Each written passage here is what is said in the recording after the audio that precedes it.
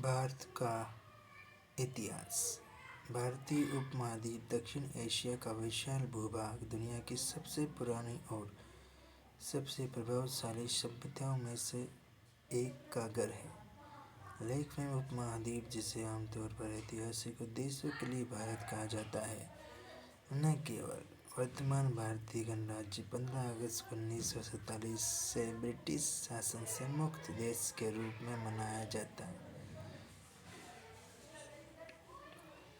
1947 में भारत से विभाजित और बांग्लादेश, जो 1971 में अपनी आज़ादी तक पाकिस्तान का पूर्वी भाग बना था, गणराज्य भी शामिल है। इसके बाद दो देशों के निर्माण के बाद उनके इतिहास के लिए पाकिस्तान और बांग्लादेश देखे।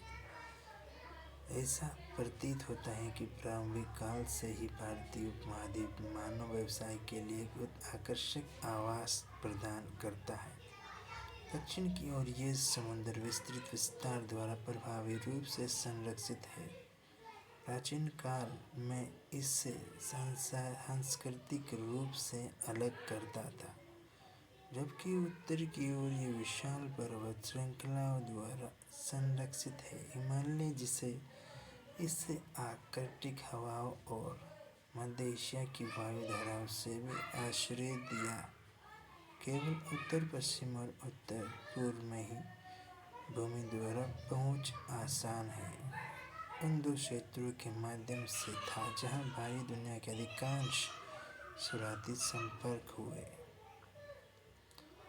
पश्चिम में भारत ईरानी सीमा क्षेत्रों, पूर्वी में भारत म्यांमार सीमा क्षेत्रों और उत्तर में हिमालय द्वारा दर्शाए गए पहाड़ियों और पहाड़ों के ढांचे के भीतर उपमहाद्वीपों को व्यापक रूप से दो प्रमुख प्रभागों में विभाजित किया जा सकता है। उत्तर में के बेसिन सिंधु गंगा नदियाँ, सिंधु गंगा मैदान।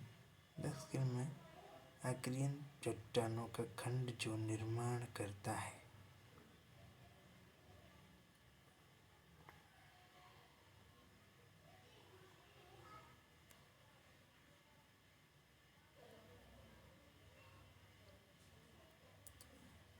भारत के उत्तरी भाग विषम क्षेत्रों की एक श्रृंखला प्रतिनिधि करते हैं, जिसमें से प्रत्येक का अपना विशिष्ट सांस्कृतिक इतिहास और अपनी विशिष्ट आबादी है। उत्तर पश्चिम में की घाटी बलूचिस्तान ऊपरी क्षेत्र अब बड़े पैमाने पर बलूचिस्तान पाकिस्तान में है, एक कम वर्षा वाला क्षेत्र है जो मुख्य रूप से गेहूं और जौ का उत्पादन करता है।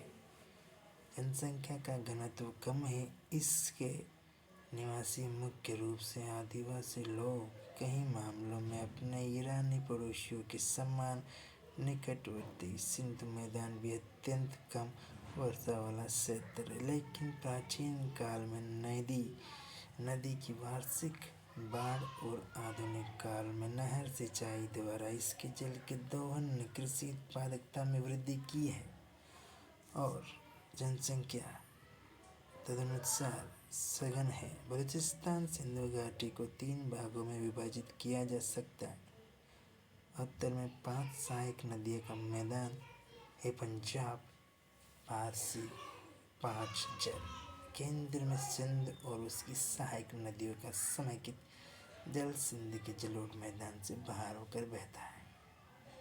प्राकृतिक रूप से सिंधु डेल्टा में चला जाता है। उत्तरार्ध का पूर्व महान भारतीय तथा रेगिस्तान, जो पूर्व में एक पहाड़ी प्रणाली से घिरा है, जिसे अरावली रेंज के नाम से जाना जाता है, जो दक्कन पठार के क्षेत्र को सबसे उत्तरी सीमा है।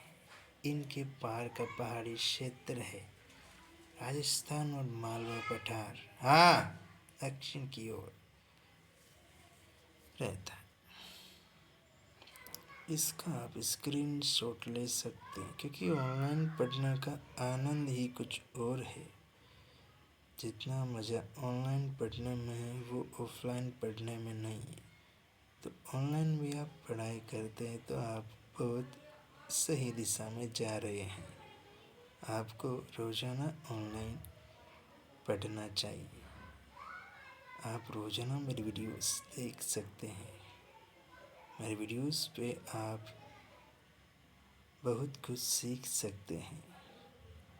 आज इस वीडियो में भारत का इतिहास जो मैं आपको बता रहा हूँ, पूरा भारत का इतिहास तो नहीं बट कुछ कहीं ज़्यादा तक आपकी हेल्प कर सकता है। इसका आप स्क्रीनशॉट ले सकते हैं। ये प्रारंभिक प्रागैतिहासिक काल आ चुका है। इस तरह से आप पूरा डिटेल में जान सकते हैं।